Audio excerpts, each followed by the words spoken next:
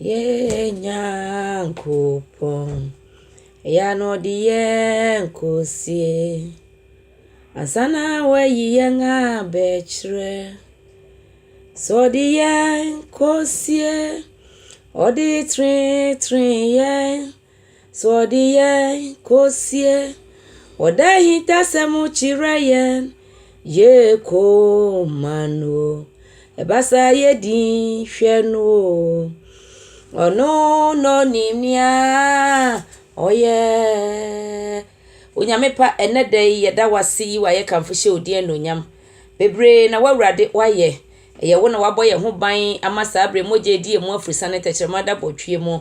menyankopon ebra wo ba ye wonu mu asem kire yen se yen sakra ya dwen na osoro ahenie no aben sana Johannes so ebebo asu awadwen sakra mu eno nti sabre yi wasem a ebe yi mesro se asafo awurade mane hu enipa bibiara o tie me na dwene mu mane nkona kuma mu efise kona kuma mu a ebeye nkwase asem ede ama no mane nkona dwene mu na wonnam saaye so asakra meda wase ononyamfo se wonim yedi ne yi enedai adom nti amen mepamochao enedai yadesua ye besua so ye Luke chapter 15 verse 11 to 18 osofo manenko emaye Luka sempa etidunum enyimu a ayedu ba akono ekọ manti onyankopon asem na wose onipa bi wo mema baanu na wo mu akuma no eka kire na jase ejafa ahode a ebeye media ema me na oche ahode no mu mienu ema won na nani eda ani dabi ena oba kuma no tu ekwan ekọ achirichiri asase bi so se ho na okotena akobo ahohwie ebra na wose na ahode no enyina na owie ni nyina seye no okom kase bi eba asase no so na efiase ehia no na ode ne ho ekodom asase no so ahohwo ebi na oma wokọ na fuom se wonkon nkọhwe mpreko eso na ne kondo se wodi mpreko aduane ne bi nanso won ampene no na nani eba ne ho so no okan se apafo ahe ena magya enie na aduane ekom ede miseye emino amen asemuna asichire nyina ne se enne meni wumienu edie bedwapade ene yaje afri Yehowa Nyankopon ho na yakọ sei no sadia obarima bitena ase no wo ma mienu na baako eka che ne papa se me de che wojapade m se mehu se wadu nkokorabom ana mehu se wanyini eno nti adwapade no wo bewu ama se wo faase no wabedi wade ana wo bewu ama na kodi wabusuafo nchen me ne otu ekurada bia mehu se ye baba sra wo faase fo besra wo nti se wu a na me de me fa henti che adwapade na fa me de ye dai ema me akoda kan ye koso kan ye ema ne papa eche adwapade no o che ye ode ne de ma no ofrifie ebra wo ofrifie ono nko amfrifie o fa ne namfofo bi ekan ne ho o de adwapade ne koye no de kokoji nani se de ope ebra koji nani a no sika no bi ne ma papa de ma no saye ne ho na asem ne kire yen se okoko hwe adwuma na okokuafo bi a oyen empreko ho no ma no eye empreko hwesofo na bra oyen empreko hwesofo no ekom kase de no ana ekom ba entina fo otwa ne ho ba bia entwa ne sika nyina sa eno nti onipa yi eye na adwen na sa bofra ba mu eye na adwen se wo fa empreko aduane ne bi ahye na no odi empreko aduane ne hye na no no preko ewura no ebae no beto no na bro beto no no o kan anim no sa bo no eti ebra o bo no eye arehosem edema no no transit dwen na kuma mu se edie bai ena dwapade ena nka be papa nie edie na ka me wo fie anka binya ka bi kura na me didi dining table so ye ye maduane wi anankoa de besi mi ho ansa na makwa kofa aduane no adi ena de me na me di emo aduane Bible ma yeti ase se ebra abofra ne frifie no ne papa na ni ginaye na ne papa no hwe kwan se edansa bo a ne ba no obesan aba eno nti abre nyina na papa hwe kwan ne apa sori anopa ba bia ne ba ne faaye na ho na na ode na ni kire na ne mpa ebo nyina ne se ne ba ne benu ne ho na wasan aba na chi enti abofra ko ye ko faaye mu no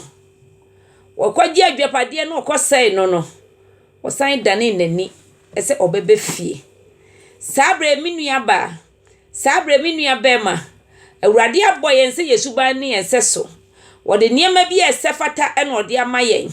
sabre ye kala mpo ekita yen awurade oye many colors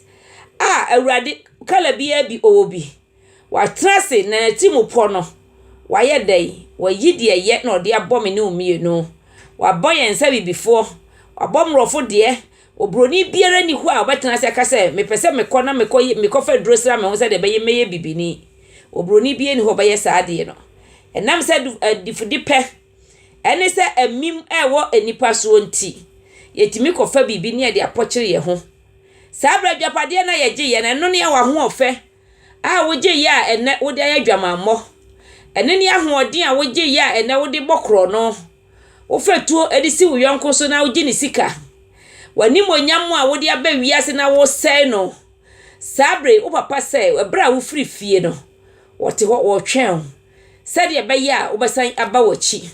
wo pampai bo no sabre bra wo kwa na akotinchin ye no wanya wo bibiara anhwe wo so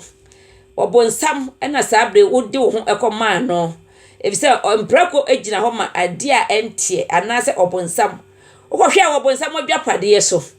na bra woni ba wo ho so no wo kan 16 no se na ni ba ne ho so na bra na ni ba ne ho so na ho na ye mede no sabra bi nua da sane ma woni mra wo ho so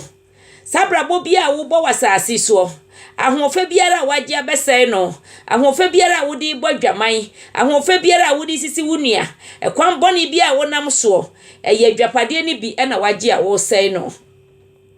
wadwapade anyame de ma wo hwe utinwi se de awurade bo no obroni biara ni ho beka se mepe Africa ni tinwi e de akame de ho enso enne yenye kopin rofo se de nyame ye ma ye ni bi enye adwapade anyame de bo ye ni monyam o de bo yen ye jai ni nyina agu ho na yankasa ye de yepe sabre woni sa oba no eye baako ade biara waji abesai no yam papa se wono de wafa konwa te so na wo twen wo se de be ya obesan wachi aba na bofra na ni ba ne ho so no osui na okai na chi babi biara sabre osefo de wakodro babi biara wa ma ho kwan ama osefo de waye ade biara obonsam de wafa so sabre mi bompa ye se ma wani mra wo ho so awieye bre ni ma nyina edi adanse abre nyina me kan ma asem mu se awieye bre dwane na je wo kra nkwa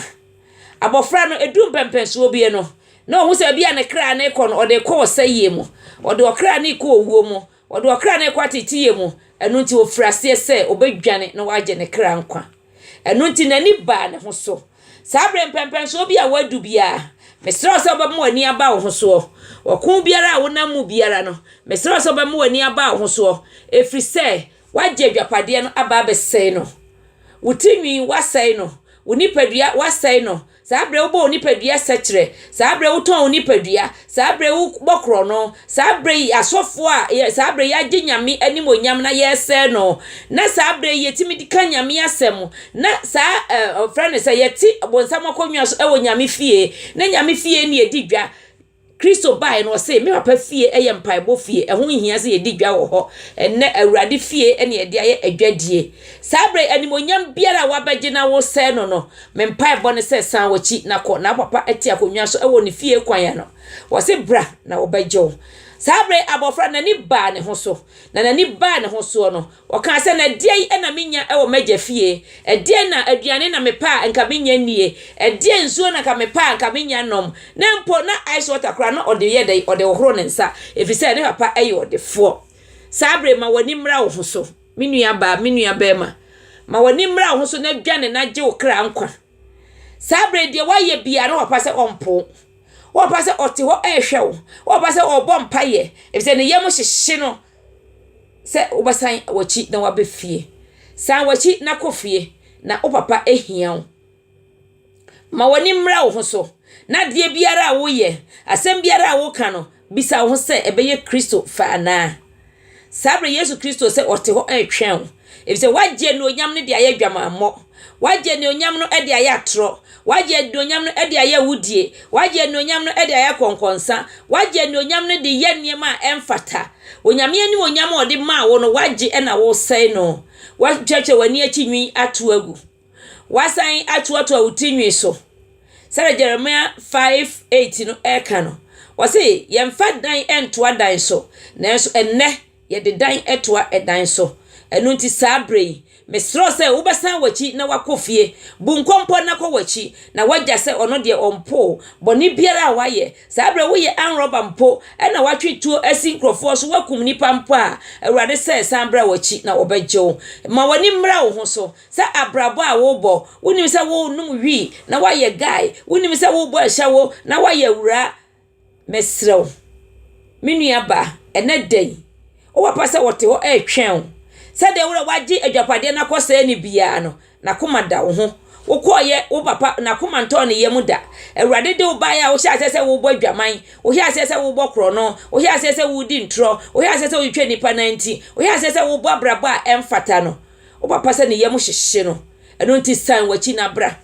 wokoye no kohwe amprako so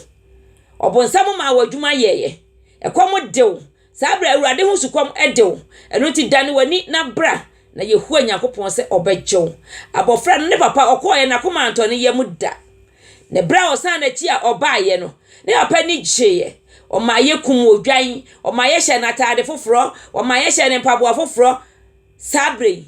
o papa se san wachi na bra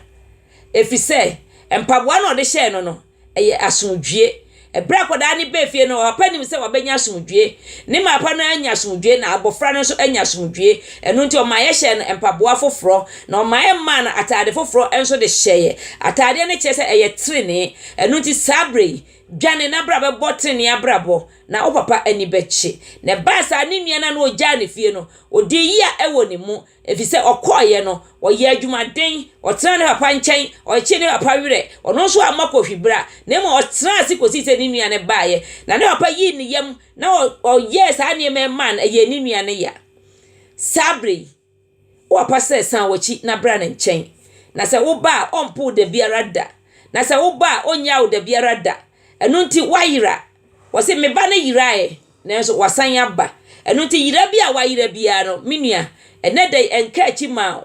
abrabo no enye hwe aye bisi basampa enye osofo ene betimi aboa wo enye duzini ene betimi aboa wo enye sakawa ene betimi aboa wo enye okot ene betimi aboa wo enye bibi biara ene betimi aboa eye Jesus ene betimi aboa wo enu nti mesrew se sabre sanu wachi na bra na awurade a wote ase no obegyew sede etie bia no awurade obegyew eno nti sane wachi na bra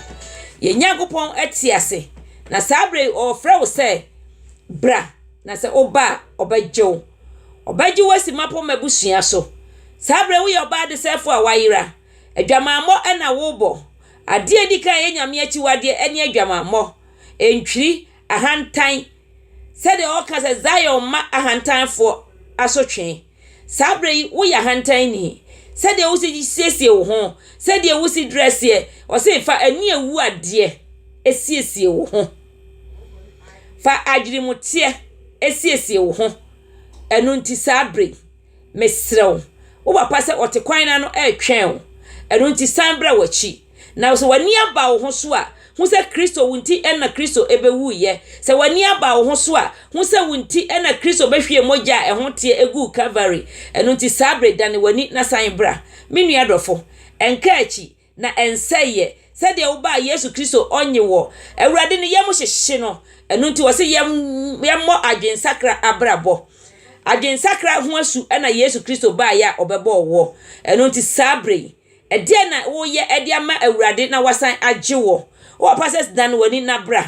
efise Yohane ababo ekwan ato ho ono so beka adwensakra ho asem na wosanyare wa bebre enye adiye anase enkomhye anase kaato anase efie ena bema wo adiye nebum dwane naje wo kra nkwa wo kra ne ho hia ema asafo awurade wo kra ne ho hia ema bibibiara eno ntimesrew oni adofo dan wani na bra Yesu Kristo nchen na awurade hia abrabo biara wo bo biara babi biara wabo abrabo na kosi biara babi biara wa ma hokwan ama obonsam ede wafa biara no enedai metumi nsafra wo se Yesu Kristo ogina opunachi ena wo bomu wose bra awie yebre wa ma wakwanya bebre ede atoho edenti na ese wotrase ema Yesu Kristo ebeto mpofri mu sabre wo papa se wo hia na sore na bra na se oba obaji wa wa tu wose wani aba wo ho so adane wani na sa bra eho na ye mede no wose na nani ba ne ho so no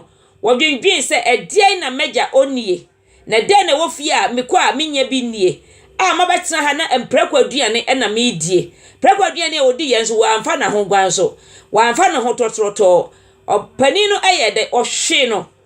ansa na nani yede eba ne ho so enu nti enedai ma wani emra wo ho so enedai tibia bi a wo biara enedai ba bi biara wo biara enedai se wafom wayira kwan pa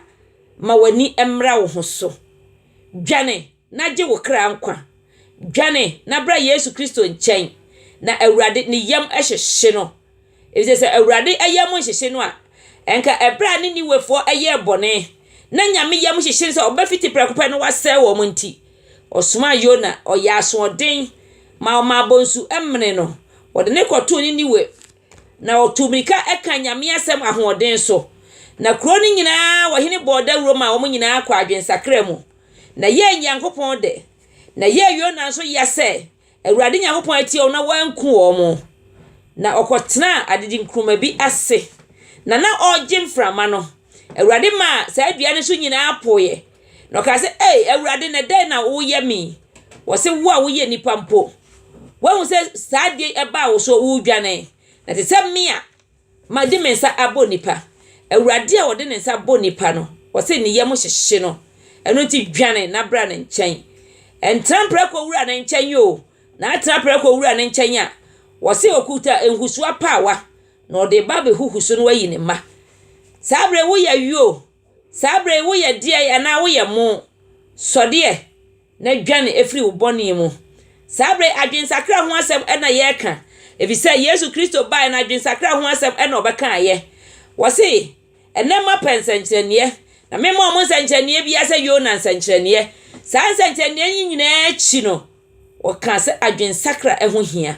eno ti dwane na sachra wadwen na se wo ba Yesu Kristo nchen a obegye wo ani wo fifo nyinara sabre wayira sabre wafom kwan sabre wamane kwan sabre woni ba bi a wo fa dwane na bra Yesu nchen efrise onimdifo look wotrase no yiyi nsem no pensempensemu ena wakachire wo se Yesu Kristo se sabofra na ofom kwan abofra na ogi na dwapade na okọ sai no obai ne papa ni gyeye okum wodwan ma no o mana tade foforo hyeye o mana mpaboa foforo hyeye ediai ena wo ya oso abofo aninye dwane bra wa panche na aba abofo mpempem ene bedware wo o memo atade foforo e ma mpaboa foforo abanya sumdue no wa hyetrene atade sabre botini abrabo na dwane na je wo kra nkwa meso meni adasani menim se ya nyina ya man ya pro na so se ne dei wo kai se papa bi na wo kai se papa bi na du ba wiase wo kai se papa bi na ahwe wo so ama wabedu sa mpempenso a wo de bodwaman papa bi na akra wo so ama sabre wudi edi atroi sabre wudi di asofodie a wo nka nokore na mmom sika pe na wodi nyame asem die no sabre ma wani mra wo so efise abofra no nani ba ne ho so na nani ba ne ho so no san ko na janchei na ne papa je na awa tu ma wani mra wo so na dwane na je okra nkwa anwumre yi meni woni tintin bia beka me de masem kan nyina ayetietia se osoro ahenie na ben osoro ahenie na wiedu eno nti satra wadwen se de Yesu Kristo kan ye no waba ede ni moja kronkron na beto waboden waba aba be wo am wanya fa ahodie fa hodie nyina achi no adwapade ode ma wo no wagye akosɛe no enso wo se wonpo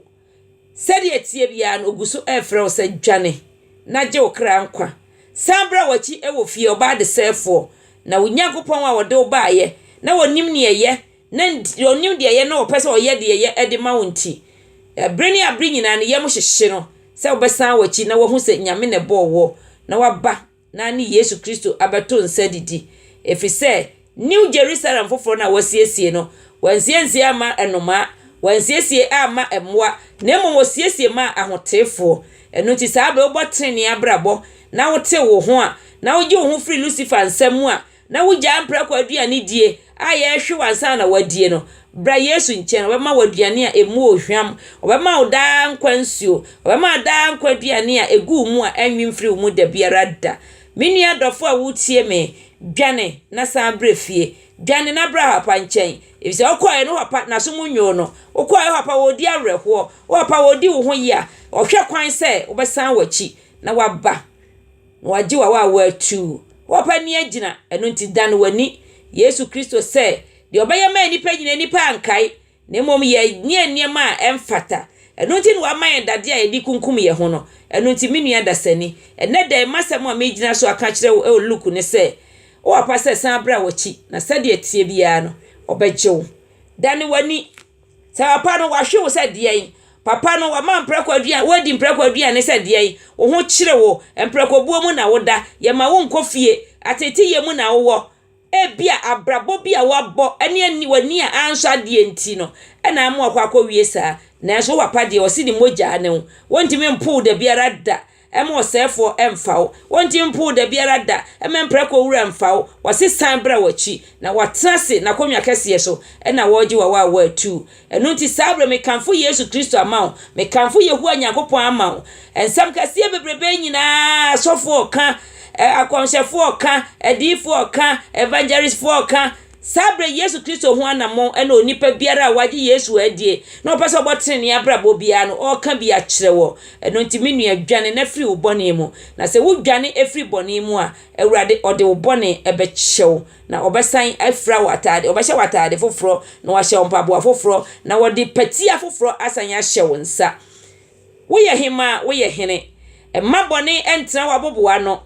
sɛdeɛ Cain ɔkakyɛ ne sɛ woyɛ papa enka wanim bɛte so wanya papa nti bɔne butu aboboa no moma yɛ papa enka bi nkyerɛ da biara da yɛnte sɛ yɛ adwen na yɛnwane na yɛmra yɛ papa nkyɛn na sɛdeɛ tie bia no ɛnɛ dai ɔbɛgyew no wagye me ɔbɛgye yɛ nyinaa wɔse wɔno deɛ ɔmpo yɛ efisɛ wɔdɔ yɛ no wafrɛ yɛ ɛno nti tie deɛ adifo ɛka yɛka mfa Bible na wo so hwɛm na hu sɛ ɛyampa sɛ o papa bi ewo ne ma ema ba ko gye na dwapade kosɛe no ana ene dai ma wani mra wo ho so fa tro kronkron a yensu anti ena ma asofo ebu yen ma asofo atradifo ankonhyefo atrofo ebu yen se ye kanyame asem na ko fa tro kronkron na hwɛ sɛ ampa ne ampa sɛ ba bi biara e ka asem no ete saa na menua dwane na gye okra nkwa sɛ de wotie biara wakuchiri wo ho sɛ deɛn wawre woni nton sɛ deɛn wodi nwi ateta woni achi sɛ deɛn wakofa wivon a edu pa mu sɛ deɛn wodi ahwene ato wo nan wosifa ani ewu ade ne adwene motie esiesie wo ho menua ba ma sabre sisa wadwen na bra na papa etifie ne kwan ya no wote na bro san papa bi ne so etwen wo sɛ obasesa wadwen wani aba wo ho so na wo ba obagyew awa atu yɛda wurade ase sɛ ne dai wodi sa kyerosemi ama me ne umie no sɛ yɛnwendwen ho na yɛmfantu yɛ ho fo sɛ bɔne biara ya yɛ bia no Nyankopɔn wɔmpo yɛ nda biara da na ne yɛm hyehye ne sɛ me ne umie no yɛbɛdwane afiri ɔsɛefo ne nsɛm de ɔsɛefo na fa yɛ akodu biara atete yɛ ɔde yɛato mu bia no me nua dɔfo dwane na gye okra nkwa asɛ wo dwane na wo gye okra nkwa o papa sɛ ɔmpo na onya wo da biara da enu nti ene dai me kanfo Yesu Kristo ede na mawo sese wo dwane na wo gye okra nkwa awurade nso ompo na obegyew eda awurade ase bebre ewo Jesus Christ dirimu adom ni nti amen onyame pa yeda wase ade nyina stumfo nifa asafo awurade osi ogufo kogu naba na ebigu nkwa nkyɛn ebi gu ensoye mu na ebi gu asase pa so de gu asase pa so no eso wo ha ebi so aduosia na ebi so aduasa mempa ebo ne se wo ma ya so den enu nti sa abrei ye dwane ni aba wo nchen ni enim se wo yam hyehyew a ye ba obagye yen ye da wase ononyamfo se wato nsa e de afre wo ma ya yira se ye nsa amra na obagye yen adom ne homobro kese a ensa denti amen Jemeso amen Jemeso amen Amen.